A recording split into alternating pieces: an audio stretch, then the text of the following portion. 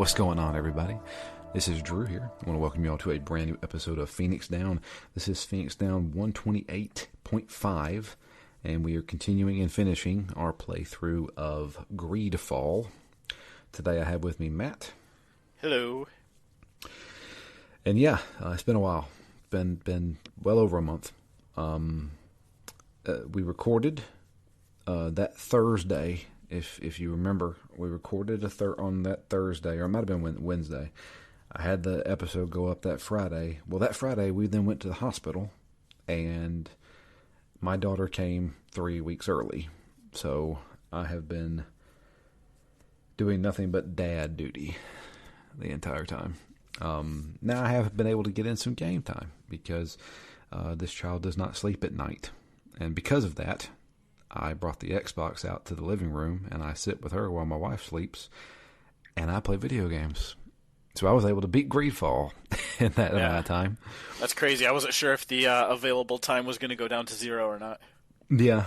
So that, like, obviously the recording sessions are going to be a little weird because, you know, I'm watching the child when we usually record, but we're actually recording on a Sunday afternoon, so that works. But yeah, we just got to adjust. That's all we got to do, and we did. And as we were saying before the show, I thought I had maybe 2 hours left in this game. Oh no! I had much longer than that in this game. Obviously, we're not going to sit here and go through the whole shebang. We're just basically going to talk about like what led up to the ending and what ending we got, because I feel like that's probably going to be the best bet, because we're going to be playing through an entire game and then talking about it. That's going to be kind of like the new formula for the show. And I mean, if you want me to tell you what I did in those 6 hours, most of it was traveling to different places to make people happy. Yep. Was what it was. And I didn't. Do you walk slower in this game based on how burdened you are? Because I've never particularly thought that I was moving overly slow, but I feel like I just had to do a lot of traversal, and sometimes I'm like, all right, it's going to take me 5 or 10 minutes to just get where I need to go. Well, I know for a fact that you can become overburdened where you can't sprint anymore. Yep, I know that's a thing. I don't know if over time, the more you add to your weight before you hit that threshold, you are slower. I don't know. I don't think so. I could be wrong. See, I don't think I've sprinted once in this game. I've been overburdened since hour 2 and never been not overburdened through the rest of the game. Dude, screw that. I have not sprinted once in this game. Oh, screw that. No. I'll hold down that A button and fly. I don't care, because it still takes forever with sprinting. Yeah. And again, spiders with their clunky, like, I want to interact with something and I walk past it, or I don't aim my camera properly at it so it doesn't pop up. And I'm just like, oh my gosh, this is... Witcher 3 had that problem too, if you remember. Yeah. I also have a little bit of, I can't leave a body there with that little glowing column of light. I mean, I have to go get it, whatever it is. But only the last couple of hours of this game did I say, you know what? I should have learned now. I've picked up 400 or 500 items or more, maybe thousands of items, and I've realized now that almost none of them are of any value whatsoever in this game. Yeah. Do you need another green leather doublet? I don't think so. Or like the massive amount of gold you pick up, usually like 2 coins at a time. Now I'll tell you this: anytime there was gold to be picked up, I picked it up. Yeah. And the reason, and I'll tell you the reason why, because this was my strategy with the game. So, if you remember correctly, the last time we recorded, I said that I wanted to go check out some of these legendary weapons. Well, since I am the gunslinger, trickster, archetype character, I decided I would want to go. Are there any legendary guns in the game? Well, there is. There is one. And you have to do this very long side quest in Hikmet to get it. But it's actually a decent side quest. Maybe I talked. Did I talk about this? Or it's Afra's like old like mentor. and he's doing like horrible experiments on people. This is different from the other horrible guy doing experiments in this game? I don't. It's probably the same person. A silly? A silly. That's it. Yeah, that's it. Yeah. Yeah. I think I talked about that last time. I can't remember. Yeah, I think so. Yeah. So I got his gun, which is a legendary gun. But if I remember correctly, I wasn't able to use it yet because I hadn't got my firearms all the way up. You have to have your firearms fully leveled. So 5 points into firearms. All right. Well, leveled up a few times. I got it. Okay. I equipped that sucker. This thing wrecks. This thing wrecks everything. I think I have that gun. I should have tried to use it. Maybe I should have put Afro back in my party. Well, can you give it to Afra? I guess you could probably give it to Afra and just have her wreck stuff. Yeah, I assume so. Oh, okay. I never thought about that. I'd never changed any of my party members' weapons. I did a little bit, but to be honest, I don't... Other than maybe that gun, I'm not sure I picked up anything that was much better than what other people were using. I feel like they have kind of their unique weapons. And so you'd have to go pretty high down a generic weapon to beat their unique weapon. Yeah, that's true. But yeah, I equipped that weapon, and I think I texted you. I was like, "Oh, I got a win button. This thing is just a win button." Like even on bosses, man. Like, yeah. I mean, just hold back, stay back, and just pop shots off. So then I ran into the issue of now I don't have enough ammo to pop off all these shots. So every time I fast traveled, you go to that little camp, right? Yeah. There's a vendor there, and every other day, so I figured it out because I did it so many times. Every other day, he would restock his ammo. He would have 5 shots. All right. That seems like such a small number. It is a small number, considering like some of these like last boss fights that we do probably took 30 or 40 shots to kill. Yeah.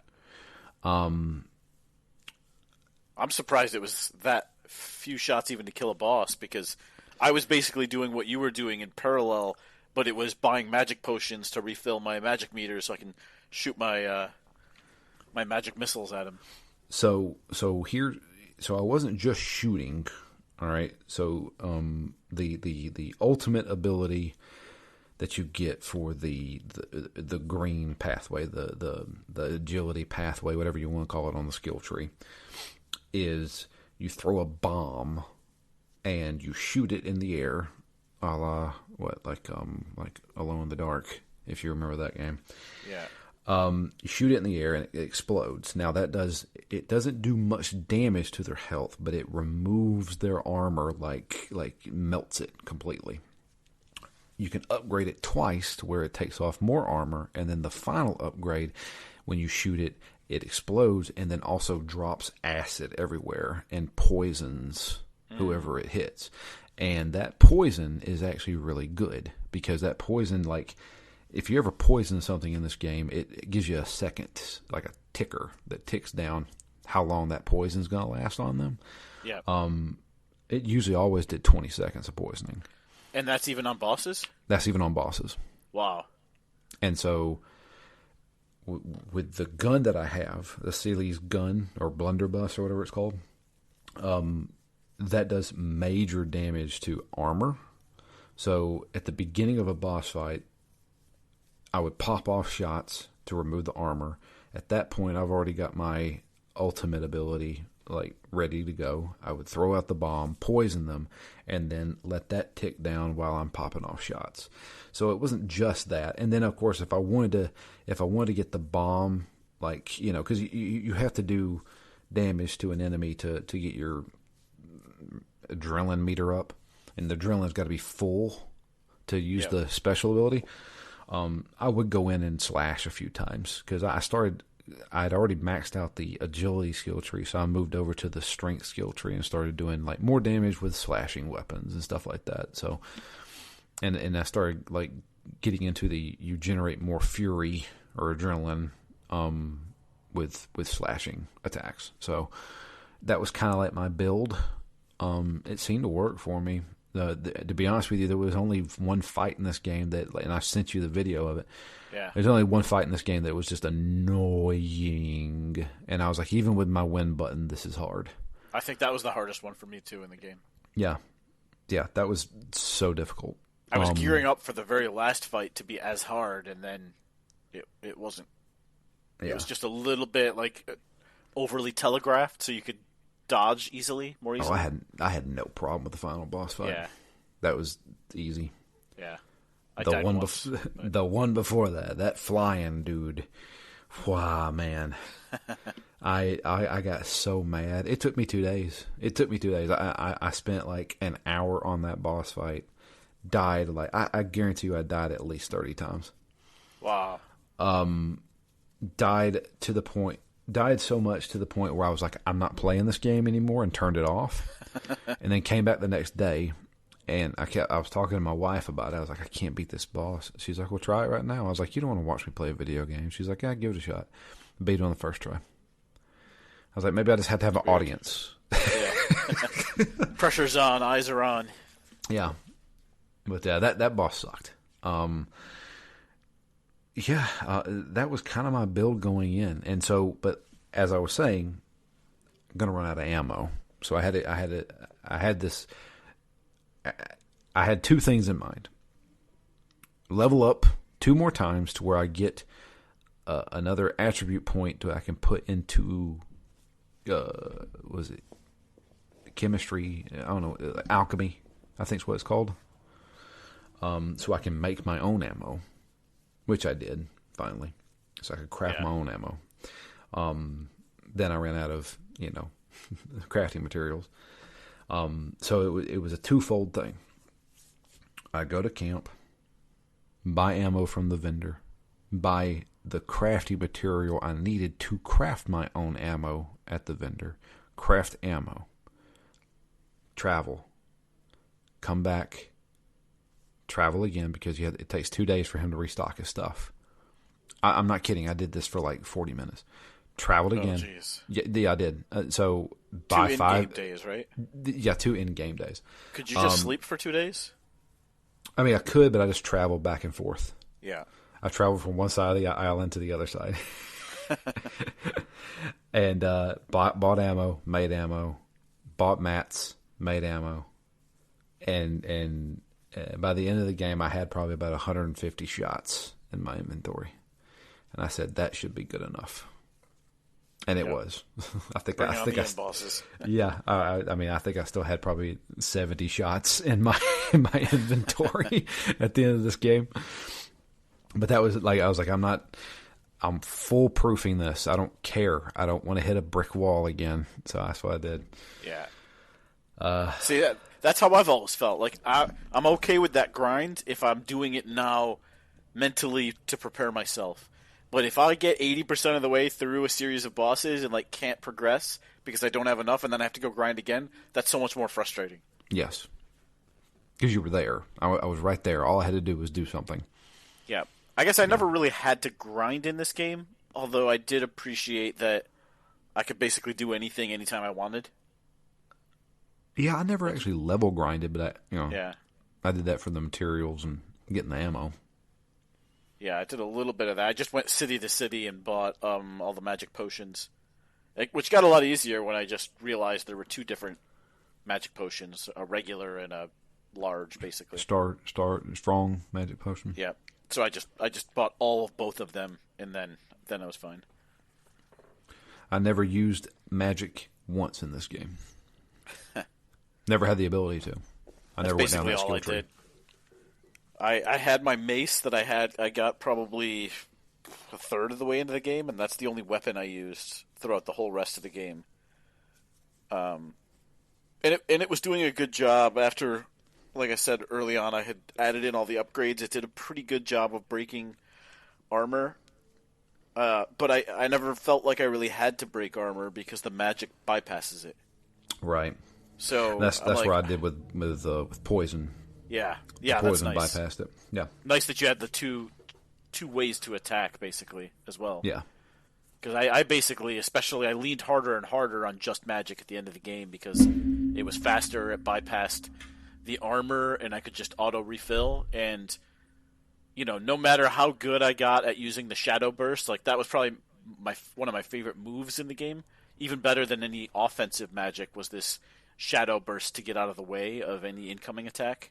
Yeah. That saved me so many times. But getting up close enough to hack and slash at these enemies, it was just too risky, especially in the end game where the bosses weren't hard, but that's because I never got near them.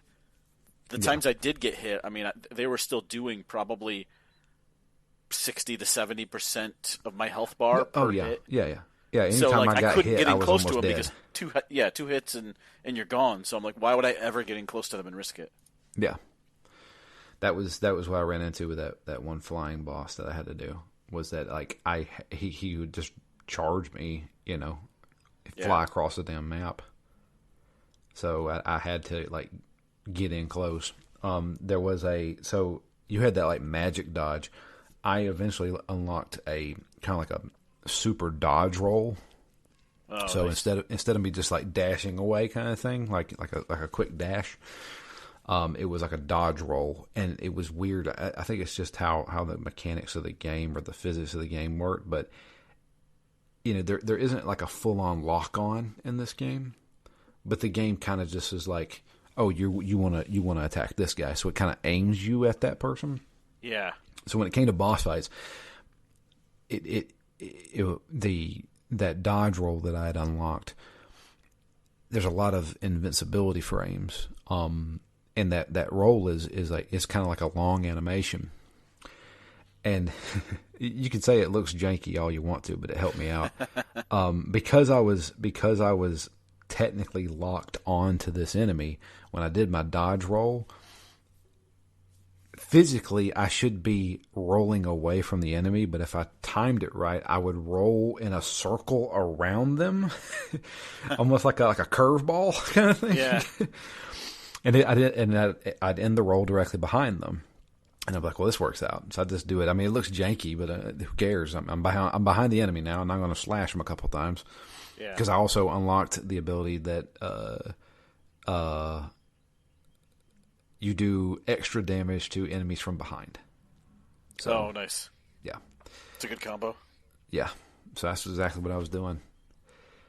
Yeah, I ended up using that pseudo lock on quite a lot because I feel like there's nothing you do in this game more often than fight about 4 to 5 vaguely dog-shaped enemies. Yes. And basically, I was always happy that, all right, each of my companions are basically distracting one of them. I would try to immediately freeze a third one and then start working on the fourth one. But I was also trying to time like my regular magic shots versus my endurance-based specials. And it was really nice, I think, just to be able to directionally, with the left thumbstick, kind of aim where you want the magic to go, because obviously any time there was someone that was like an enemy that had like 10% of their life left, just shoot one or two shots that direction to finish him off, so that I can have my companion distract a different enemy. That was helpful, especially towards the end of the game, because even those regular batches of enemies ended up having reasonable life bars. Yeah. It kind of took a while to get through them all, so I wouldn't want to leave 5 or 6 of them around if I could pick off 2 of them pretty quickly. So that became a pretty big part of what I was doing, was trying to manage the herd, basically. Right. And so I kind of like that. It's just I thought it was very easy, very intuitive. I guess it never really mattered who I was shooting at, because even the stray shot that went at the high health bar enemy was still doing damage, so I didn't really care that much. Right. I also wasn't like on the verge of like, can I get past these fights, so I don't need to be pinpoint accurate to win. So given that kind of context, it was nice to be able to just send a flurry this way and then send the rest of them that way and save my special down the middle. Like it was kind of fun, kind of light, very light strategy in the battles. There you go. But yeah, that was pretty much my strategy going in. So I guess when we talk about the rest of this game, There are a lot of big things that happen in the last quarter of this game, I'd say. Yeah. Although, the way they play out, a little bit of what I feared would happen did, as far as pacing issues. Because, for example, you mentioned that that quest line with Asali to get the legendary gun. Yeah. Well, that ended up being a wall in the game for me. As I mentioned right before we started to play, I couldn't progress to the very final section of the game because the leader of Hikmet wouldn't give me his support, but he also didn't deny me his support. And it was that quest line that I had to go do before he would make a decision. So I had to go do that whole series of 2 or 3 or 4 quests just to get back to him so that he would say, no, I won't support you. And then I could go on and, have defined the team, or the support that I was getting to go into the end battle. So it was unfortunate to have to spend, I don't know, maybe not a tremendous amount of time, but it was probably about an hour to do that quest line. And to just have to go do that as a detour while things are supposedly at the absolute critical junction. The world depends on what I'm doing, but let me go take an hour and do something random. Yeah. That kind of pacing was a little bit disrupted based on the flexibility of the game, but aside from that, like, had I been able to streamline the end of the game like I thought I was, there are some big story beats for sure. No, definitely. So, I have a question. So, I mean, we always tiptoe over the spoilers at the end. Whatever. This is a spoiler cast. We're just going to go ahead and say it. The end villain of this game is Constantine. And we can kind of describe what happens. And so, I have a question because if you remember correctly, when Constantine started showing symptoms of the Malachor, we had the option of going to the natives to see if we could find a healer, or going to Hikmet and seeing if the Bridge Alliance had somebody, because that's the doctors, right? That's the scientists. Yeah. And we both chose to go with the natives, and we got this healer witch doctor guy who come and try to help him, which turns out to have been one of the big events in causing things to go bad. Yes. To go wrong. So over the course of the game, this witch doctor guy, I can't remember what his name is, he's trying to figure out a way to save Constantine. And what ends up happening is Constantine goes missing. He went off on this expedition with the doctor. And through a series of events, you realize that the doctor has basically turned him into one of the natives. And yeah, they say they bound him to the island. They bound him to the island. So the it starts with a D, Dottergrad, whatever. I can't remember how you pronounce it, but those people basically have given themselves to the island and will eventually turn into one of these guardians, the big boss monsters that we see. When the island so chooses to take them, kind of thing. Yeah, and I guess from a lore perspective, it makes a little bit of sense, right? We already know the natives don't get infected with Malachor. Yeah. So, by whatever mystical means he was bound to the island, at least there's some kind of threads there to say, yeah, whatever that bond is to the island could and theoretically should be able to cure that Malachor. Right. Exactly.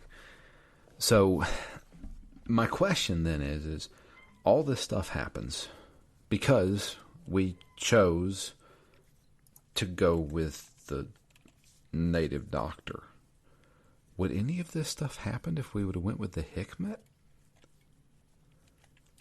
Yeah, I mean, that's a good question. I can't imagine that this game is that diverse that they could have come up with a totally different explanation. Yeah, see, that's the thing. Is like I'm curious now that if I chose the Hikmet, would it be like you go to Hikmet and you ask for the doctors, and the doctor's like, we can't do anything, and then you have to go with the natives? No, you have to go back to the natives. Yeah, that's the only thing I could think would happen. But I could be wrong. I don't know. I never explored it. Maybe a silly was involved in. Yeah. Either way, it would have to tie back to the natives, right? That's what I'm thinking, because, I mean, this is a pivotal part of the game and the ending. Like, I don't think there's any other way to not have Constantine as the main villain. Yeah. So, I don't know. Well, regardless, in our games, Constantine is now bound to the island. Constantine now gets a kind of like he gets a taste of what it's like to have that power that the natives have. I also would wonder what would happen in the Hikmet version, especially because Dr. Asili probably would be involved, but you get that one little nugget of information toward the end of the game, at least for me on Asili's quest, that basically says they're responsible for everything anyway. I mean, sure. So I wonder, like, you're like, oh, he's sick, and Dr. Asili's like, yeah, I know, I poisoned him. Of course he's sick. I don't know. So, like, I'd be curious what that line, the logic would have been on that side, because it would have gotten potentially complicated unless they just sidestep it. I don't know. I don't think this game is that deep. I could be wrong. But, I mean, I didn't think Alpha Protocol was going to be that deep, but it was. Yeah. So, as far as flexibility, you mean? Narrative flexibility. Yeah. So, but yeah, but I feel like it kind of came out of nowhere, if I'm being honest. I remember I texted you saying I'm close to the end game and I don't know if I like how it's going. Yeah. Because Constantine has always been like, he has been kind of like spoiled rich kid with a chip on his shoulder, but he's never been, I want to rule this island. It never came off that way. Yeah. And then always a little bit naive, maybe. Yeah. He was very naive. He's like, we're going to save everybody. And he's like, no, we're not. But you got your heart's in the right place, that kind of thing. But then all of a sudden, just to turn complete, I have this power and we can make a new world. And I was like, what? Like, what? Why? Yeah. And especially like in the last 3 hours of the game, after I've spent probably 40 hours in it. And I was like, okay. But anyway, he gets a taste of the magic that the natives have and decides that he's going to use this power to basically make the wildlife, including the Guardians, attack other civilizations. So, and that's purely to gain power, right? I think so. Like, destroy these people, and then they'll have no other option but to go through me, basically. Because there's a couple of things that I don't quite get around this kind of central story, or maybe they were just opportunities to have gone deeper. Did they explain why the Nadaigs that were like attacking everybody they kept talking about how they were discolored and they looked like they'd been cancerous or poisoned or something? Yeah, they were corrupted by Constantine's magic. Yeah. Yeah. That's why they were, attacking people. Yeah, so just the magic. There was nothing more to it than that. I think because he was still affected by the Malachor, I think it was like tainted magic. And was he still affected by the Malachor? I think he was, but I don't think he was dying from it anymore. Because I thought he was actually cured. Like, fully cured of the Malachor. I mean, he may have been. I don't know. I don't remember them saying either way, but, they basically said, we brought him here to cure him. Job done. Everybody should be happy. And the piece the one reason I think Constantine is like the most, maybe the biggest missing piece of what they could have done story-wise in this game is to have focused more on Constantine's internal struggle. Yeah. Because for me, one of the biggest things, and like the biggest things I would say are, why was he affected so differently? And it must be because he's an outsider, right? So everyone else that went through this bonding to the island, they kind of like they chose to do that. They were part of the native groups, so that was their religion, that was their culture. They knew what they were doing, so it was like a controlled step by step. All right, now we're going to sign up for it. Now we're going to start to change, and they kind of evolved and grew into this role. Right. But it makes sense to me that Constantine, as an outsider, somebody who wasn't expecting it, didn't know how to handle it, didn't have the cultural context for it, would not know how to handle it. And so what I don't really understand is how he goes from just please save me, I'm about to die, to this is great, I have power, I want more. Like, that's a pretty big change in mindset. Mm-hmm. And they don't really dive into it. They don't deal with his struggle of how long did it take for him to lose his humanity or his regard for the other people on the island. Because he at least started off relatively a nice guy, right? Like you say, maybe a little bit spoiled, maybe a little bit naive, but he never had that malicious part of his personality. And so to have completely turned into the villain without any explanation or evidence of that, like, descent into madness, that I feel like is one of the biggest missing pieces of this game.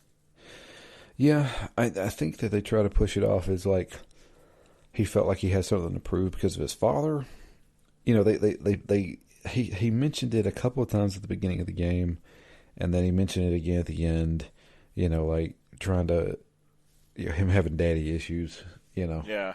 But it's just not there enough. Now, as far as like his descent into madness, obviously, I feel like we kind of like mainlined a lot of the end of this game. Yeah. When I think some of these story beats are supposed to happen weeks, if not months later, kind of thing. You know what I mean? Like time is supposed to have passed. I think. I mean, that's still kind of a cop out, especially if you got a guy who's just playing this game straight through. Yeah. It does feel like, wow, now he's bad. Okay, But that's a huge, emotional and moral like plot point that they kind of skipped over. Yeah. So that whole and like him slowly falling out with, with the Sarday would have been great to see as well. I mean, maybe not over a long time period because, there's many ways you could have handled it, right? Desardet could have been oblivious to it because it was his cousin, which he certainly was to some degree. But I never felt like we knew Constantine was bad for a while, or even just a flashback. So maybe you don't find out till the end, but you get all these moral dilemmas that he's going through. You never got really much of his internal dialogue to say, where you could see him obviously making bad decisions as it got worse. That's a struggle because otherwise I think it's set up as, a pretty good antagonist, if you will. Big reveal, Sure. It's your cousin. Yeah, I don't know. But regardless, he's generating this army of monsters, and he's going to take it over. So what happened was we get the hint. If we remember, he gets kidnapped, and the king, the missing king of the natives, The High King. the High King, yeah, he's the one who takes him. We find that out, and we have to fight Vinbar. That was kind of a funny fight because the first phase, he's just a generic person, human, and it takes like 8 seconds to beat him. Yeah, it took 2 shots. Pow, pow. Yeah. But we kill the High King, and we're like, oh crap, that's gonna do a lot of bad stuff to the natives. But we were saving our cousin, and he tells us like, you don't know, you don't get it. I've been told this is the bad guy. He's gonna destroy our world.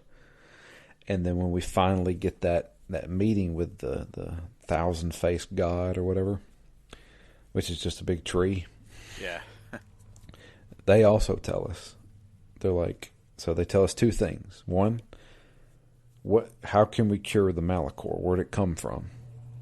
And two, who's behind all this bad stuff? And so they answer us, tell us, look, the Malachor is your own doing. You've went away from nature. Essentially, we're polluting ourselves. And it's the human's fault, basically. And you can still reverse this, but you have to basically clean up your ways. You know. I look at it kind of like how, the Black Plague spread. Everybody was, throwing their crap out in the streets. And so then the animals got into the crap, and then, oh, look, a virus started. And it killed a lot of people. Yeah, crisis of your own doing. Yeah, kind of like that.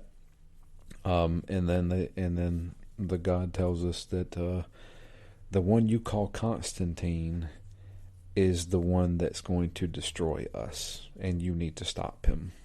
And we're like, what? You crazy. But yeah. So after the big reveal, and we go to get evidence about it, and see, that's the thing. In this time, he's got followers that are like, all about this cult with him, and he's got his own like little secret area where he's doing all his espionage and stuff, preparing. And so, all right, this is going to take a lot of people to do. So we have to basically have our little lands meet, and we have to make sure we get all of the factions to join us in this fight against Constantine. So we actually have a full-on like quest list. Get the 5 factions to be on your side. So the congregation of merchants, you can forget. They are now hostile to us. Because that's Constantine's. But you got to have the Bridge Alliance. You got to have Tamele. You got to have the Coin Guard, the Natives, and the Naughts. Those are your 5 factions. Well, I'm set for the Natives. I've done nothing but good things for the Natives. Yeah, that's what I thought. Then I'm set for the Bridge Alliance because I took out their crazy Professor Asili and helped out Afra and all this other stuff. So I did all that. So I'm good there. I got those 2 guys. Tamele doesn't exist anymore because the Coin Guard took it over. That's crazy because that just didn't happen in my game. Yeah. So I can still talk to the Cardinal Mother or whatever, or the Mother Cardinal, and she's like, I have no people to give you. I'm like, okay. And the Coin Guard wants nothing to do with him because I basically tried to kill all of them, and they're just like, nope, I'm not helping you. You're on your own. That's crazy to me because I had the exact opposite alliance then that you did. Well, and then the Knots. So the Knots were like, you've given me no reason to help you, but if you want to do this for me, maybe I'll help you. And so I did that thing, which was basically spying on this girl who supposedly was selling not information to some bad people. I did all that. See, I did that like 20% of the way into the game. See, I didn't. I did that at the very end. And so I did that, and they're like, okay, all right, we'll help you. So I had the Knots on my side. That was it. Everybody else was like, no. Oh, so you didn't have the Natives? No, I did. I did have the Natives. Oh. I had the Natives, the Knots, and the Bridge Alliance. That was it. Yeah, I didn't have the Natives, although all I've done this whole game is be positive to the Natives, so I was kind of blown away, especially because despite having killed the High King, I did just help them nominate a new king, a new High Who King. who did you give the High King crown to? I probably, like, in-game lore, probably should have spent more time thinking about it and picked somebody different. I ended up going with Deirdre because she's the one I spent the most time with. The warrior. The warrior, yeah, the warrior leader. I did too. Oh, really? Yeah. So I don't know what we did differently, other than did you have Ciora like full on friendly? I didn't do her I was friendly with the natives, but I didn't do more to her personal quests. Okay. But So I did all of her personal quests. maybe that was it. But when I talked to Deirdre about this, she basically said, "We support you, but you haven't done enough to gain the trust of the other clan leaders. Therefore, we can't join you, but we will send people there to support you." So it was like, it's a big red X. Like, they didn't support me, but I still got something out of it, I think. Huh. I don't know. No, she was straight up. She's like, "You helped me become queen. You've helped us out. You've basically been with us the whole time." We were like, "Yes." She there was no doubt. She was like, "Yes, I will join you." Bridge Alliance was the same way.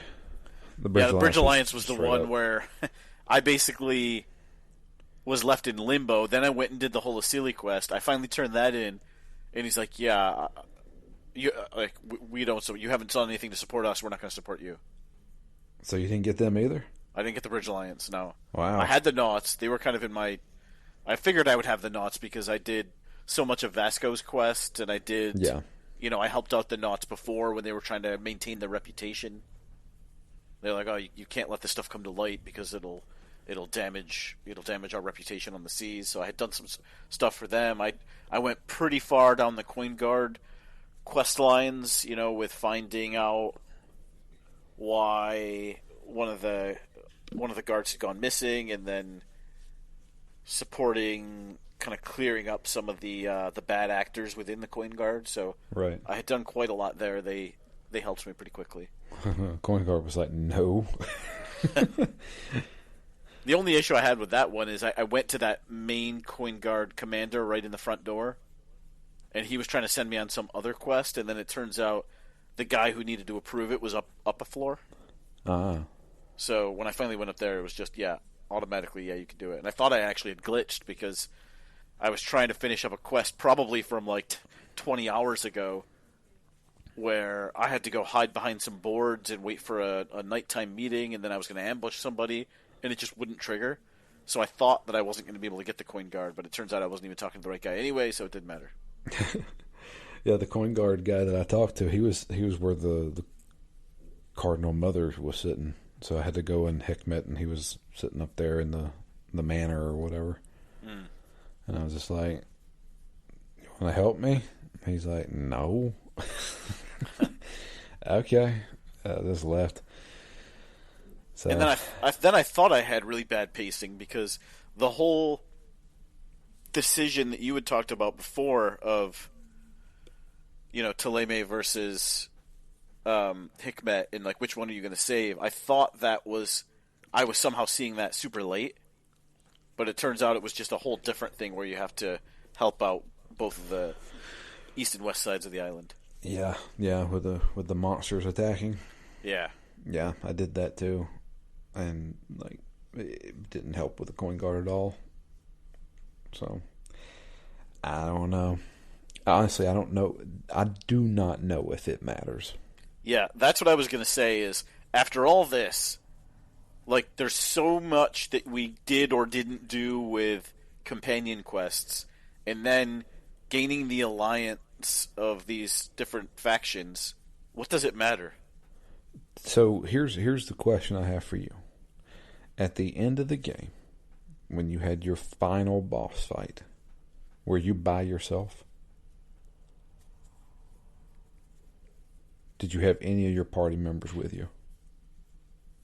I think I was by myself because they had all gone off in pairs to support at each of the camps up along the way to the volcano. That's what I got too.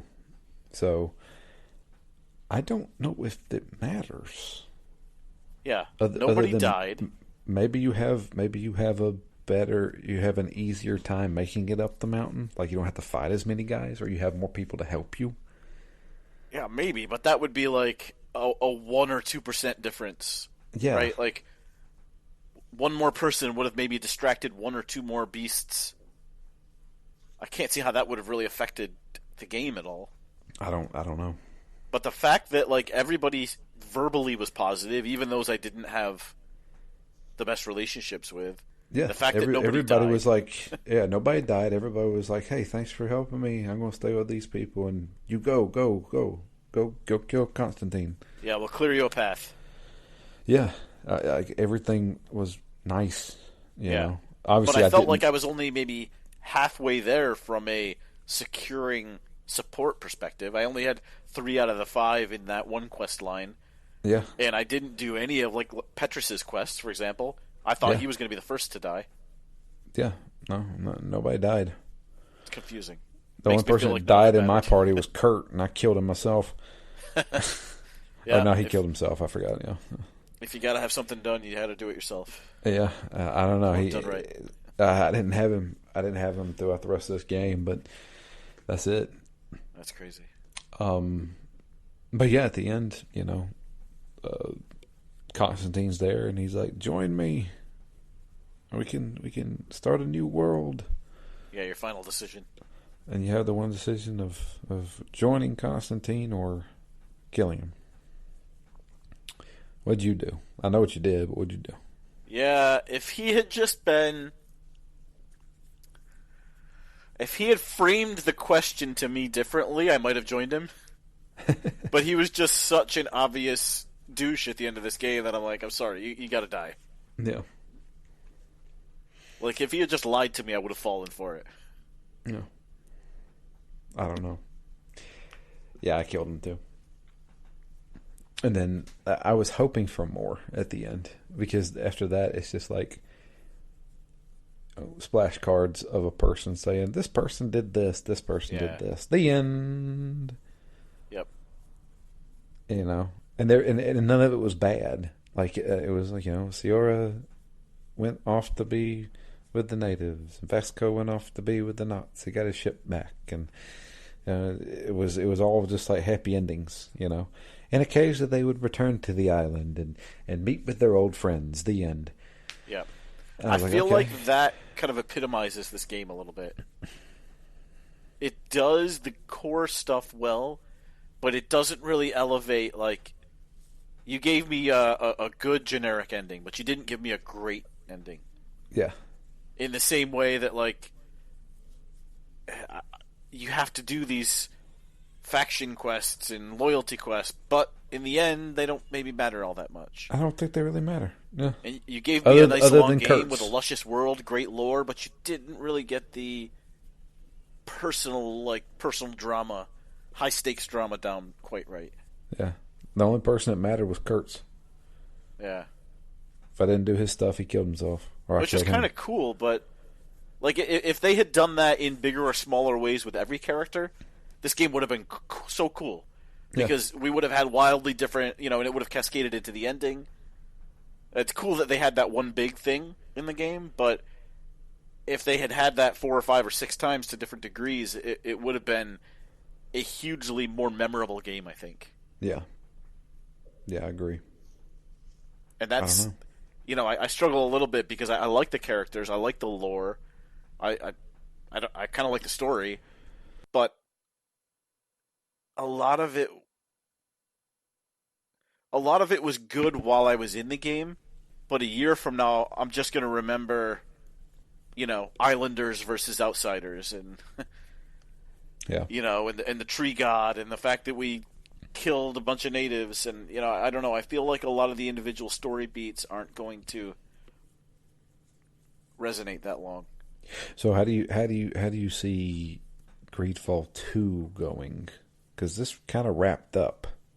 Yeah, So going back to the island, new continent. Yeah, I mean, I guess it could be as simple as, I'm thinking Legacy of Kain. Like, here's the canonical ending. You didn't rule with Constantine, I assume. And then it could just be 5 years later, right? Yeah. Everyone else, because I wonder what would happen. Because the other big thing that kind of sets the world going forward is who you pick to be the new High King. Yeah. I mean, we both picked Deirdre, who basically, I think in the end card it said ran everybody out of the island. Yeah. Well, she told us she was going to do Yeah, that. she said She's she was like, going to, and I yeah. was okay with it Yeah, it's because like, at that I'll time, help you with especially, this, but after that, you guys are leaving. yeah.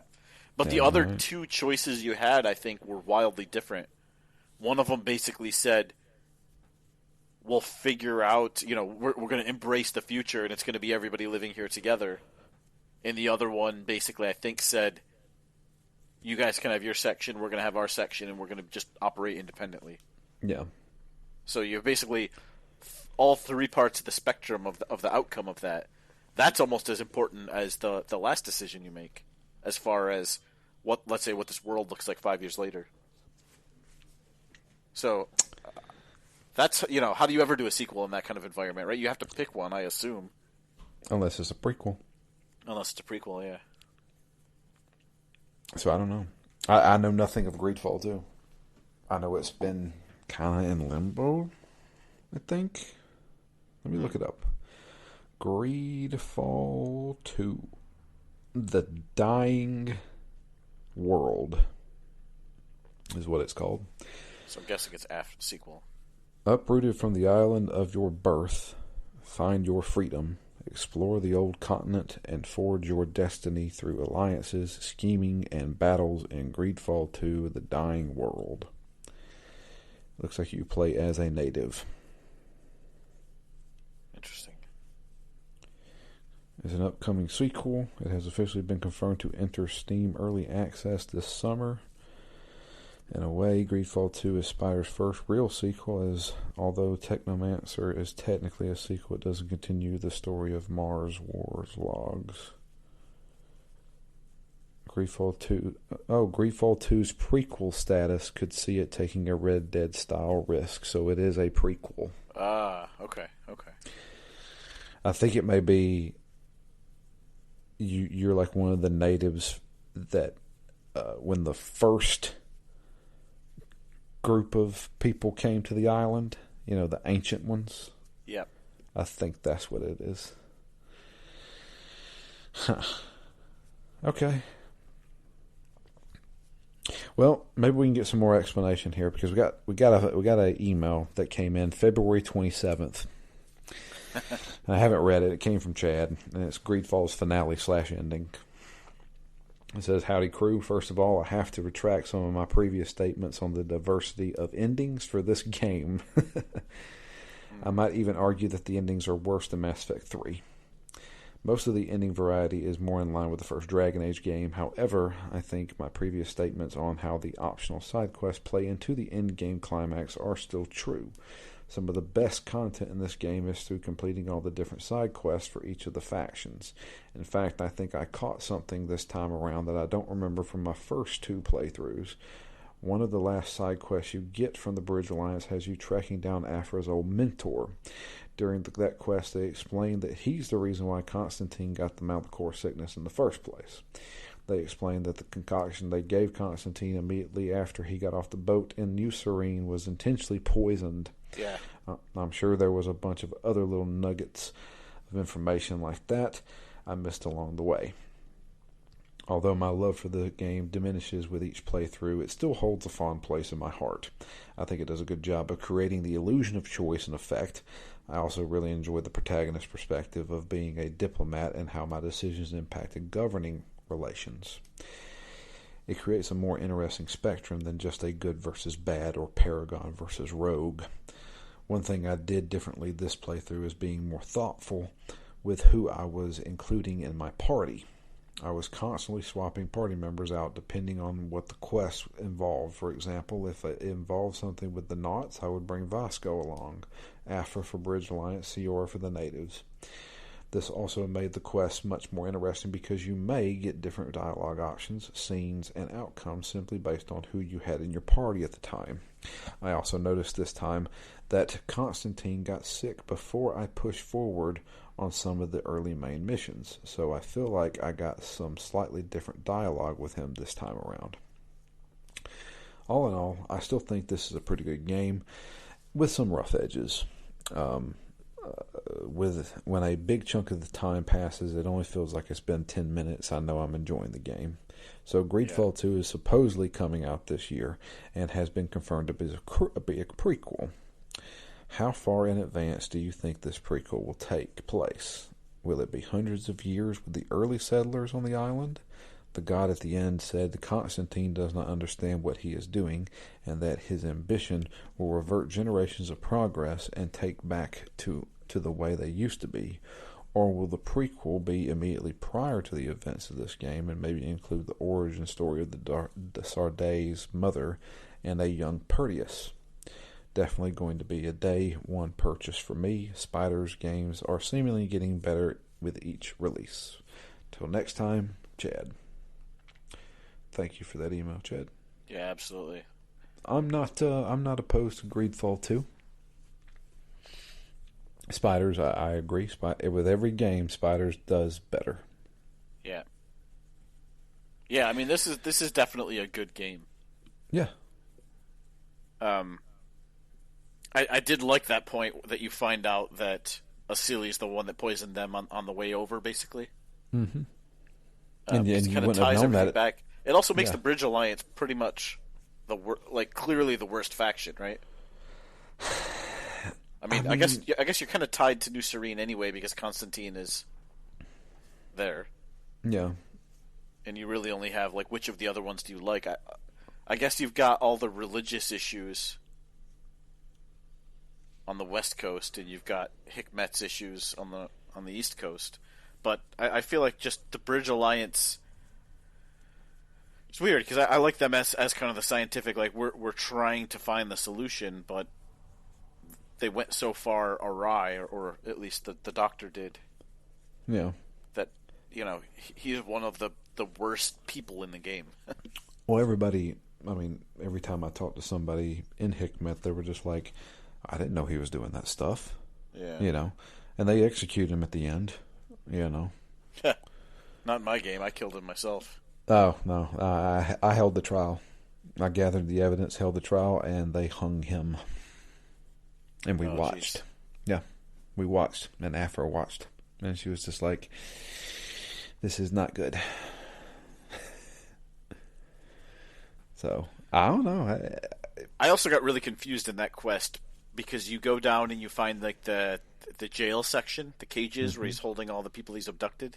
Yep. And I couldn't figure out how to open the cages. Yep. Me too. But it turns out you're not supposed to open them. You're just supposed to talk to somebody in a cage. Correct. Then they'll allow you to go find the Dr. Celia up in the house. Then you can get the keys and come back down. Yep. So is that tied to... I thought I had picked up the keys. I thought I had too.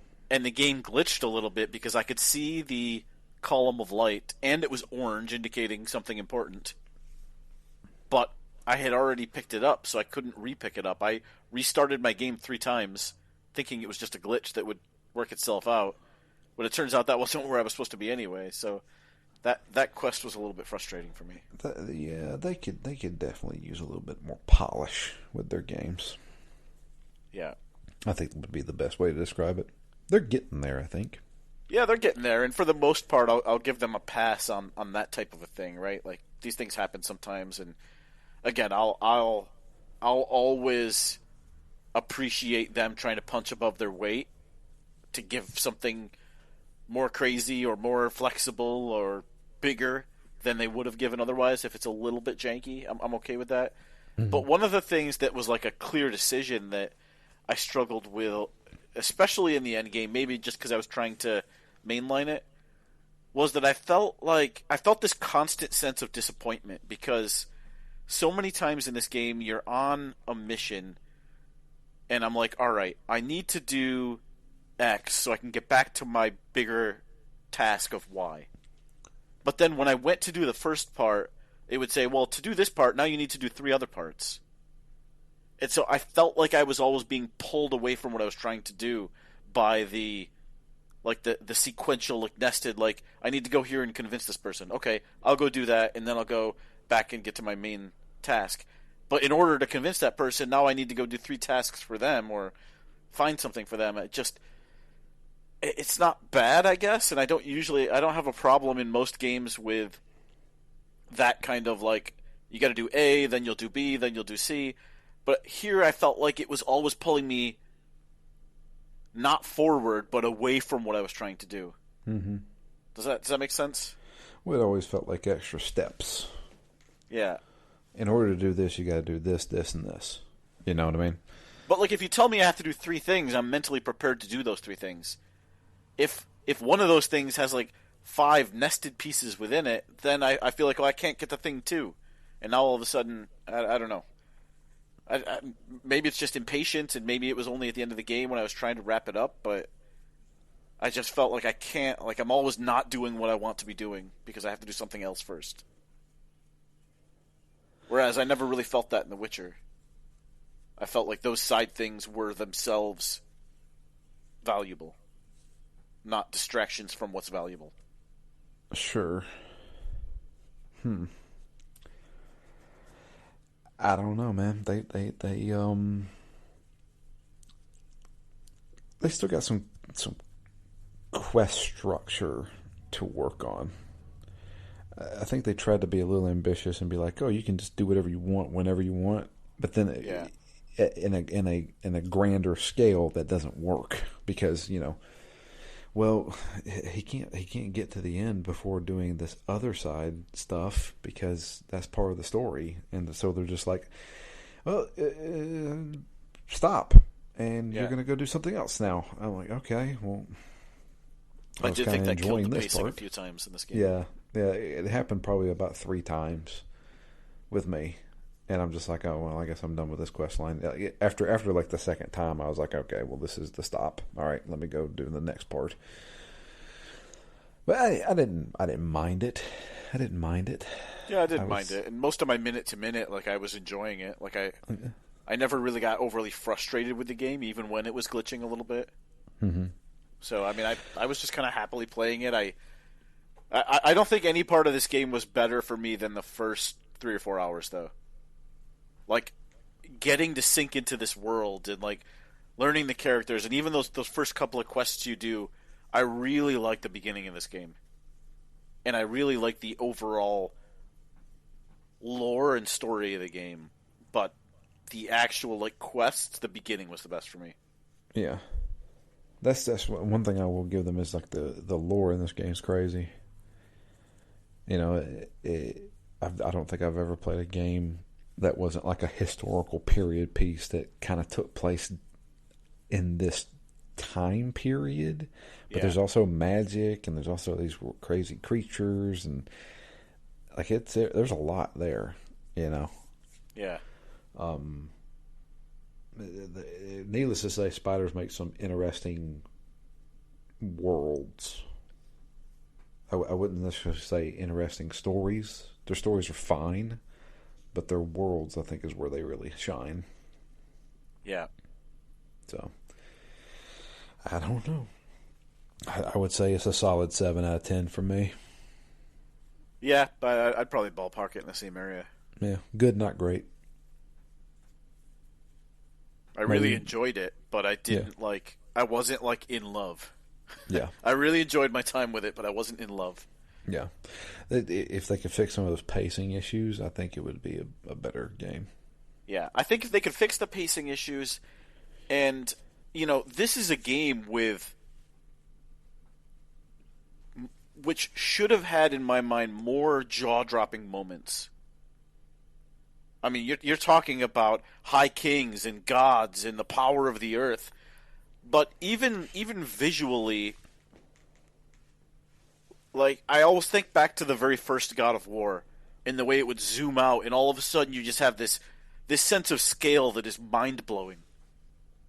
I feel like in this game there's a couple of times, like when you walk into a cave and maybe you see this god tree in the far corner, and there's like light beams shining down on it. You're illuminating this one thing in the darkness of a cave, where I was like, oh shit, this looks awesome. Or not even like, not visual fidelity, but like art direction and inspiration.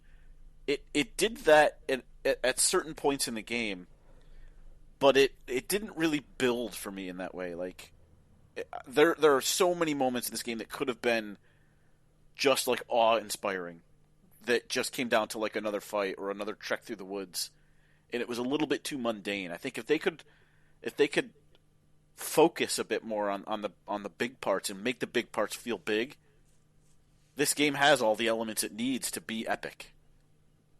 And it felt maybe a little bit less epic than it could have. Yeah.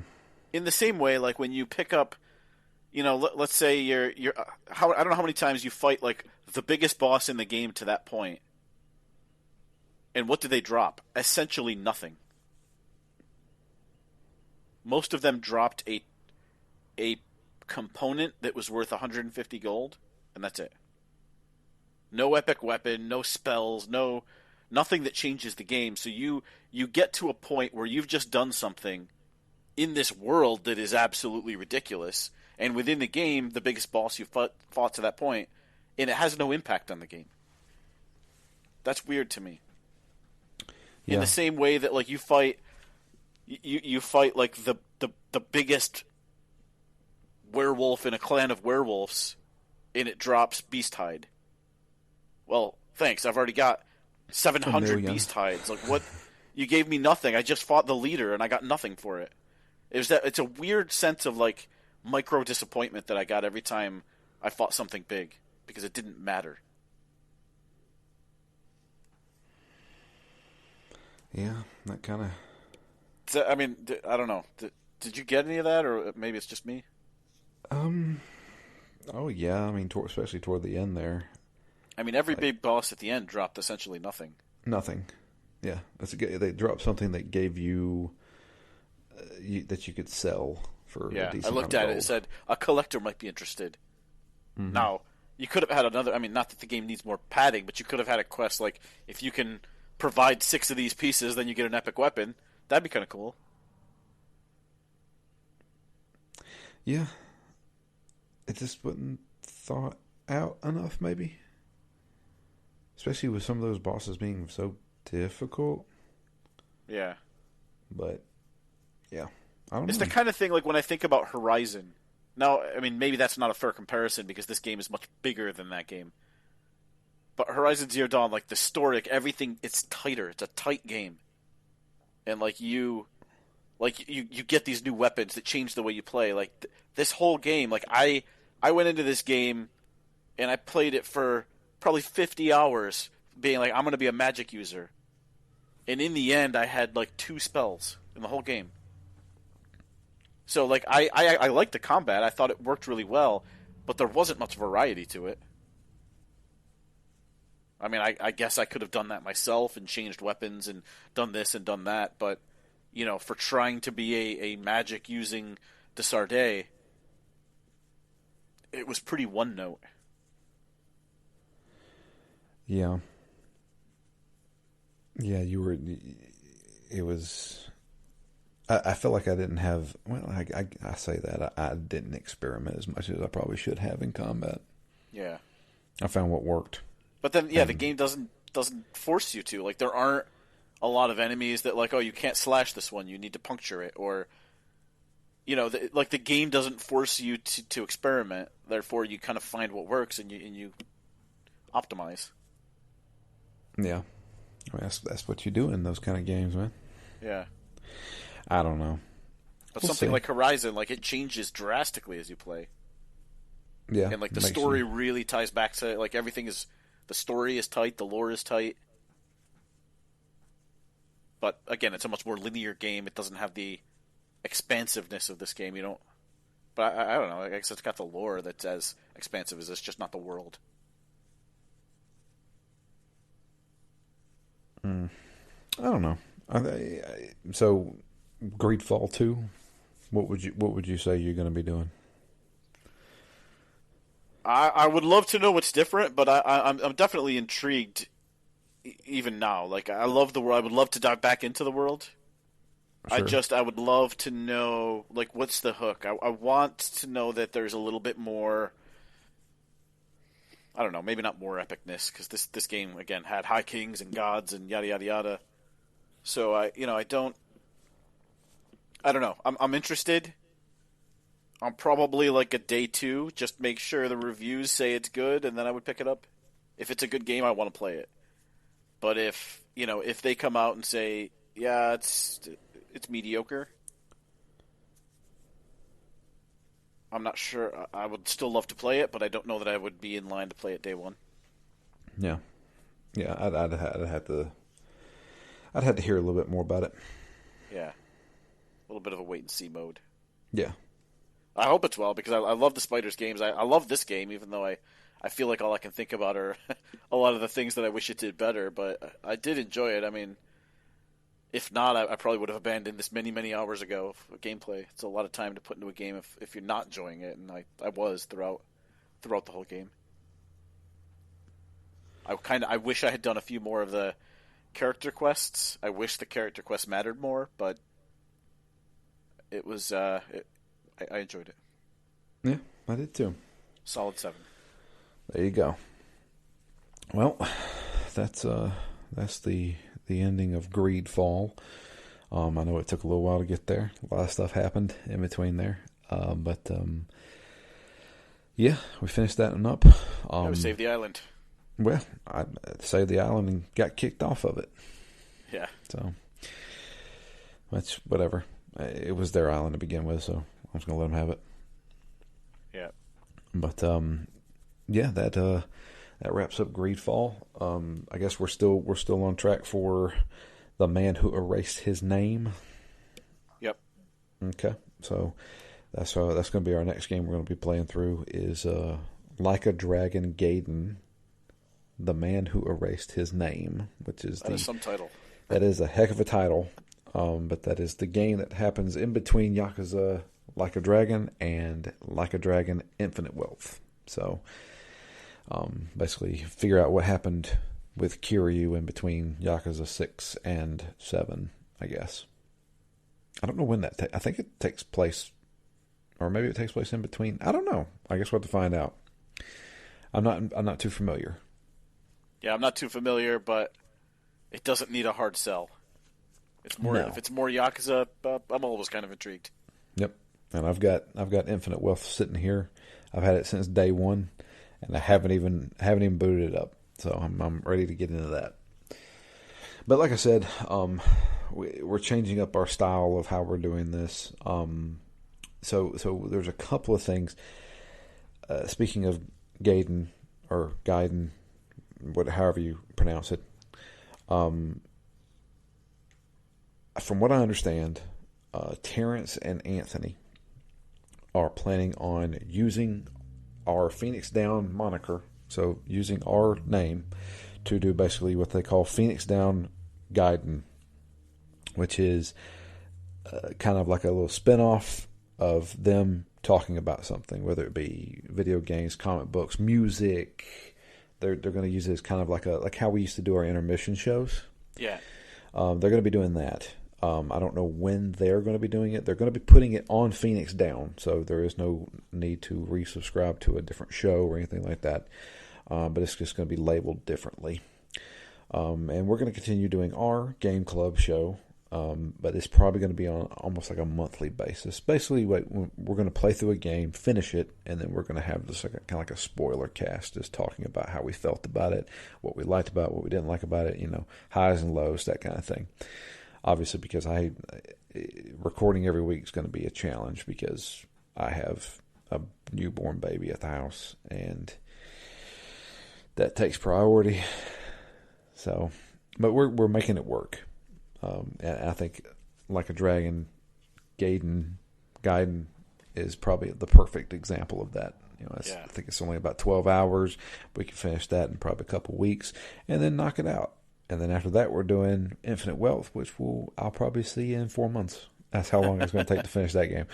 But either way, we'll handle it, and and that's the plan for now. Will that change? Maybe, we don't know, but I'm gonna have to play it by ear. But yeah, that's it for us. Thank you all for listening. Wrapped up Greedfall, and I'm excited to jump into more Yakuza. But yeah, absolutely. If you'd like to send an email, it is drew@ztgd.com. You can also tweet to us. I am at DMLFury, and Matt is at REMGS. And the podcast itself is at ZTGD Phoenix Down. But yeah, keep an eye out for the Gaiden episodes. Those should be coming. I think they're working on one this week, but I'm not sure. Nice. But yeah, that's going to be it for us. Thank you all for listening. Until next time, I am Drew. And I'm Matt. And we are out of here. You guys have a great week, great month, however long it takes us to get this done. But we will be back with the beginning and ending of Like a Dragon Gaiden, the man who erased his name.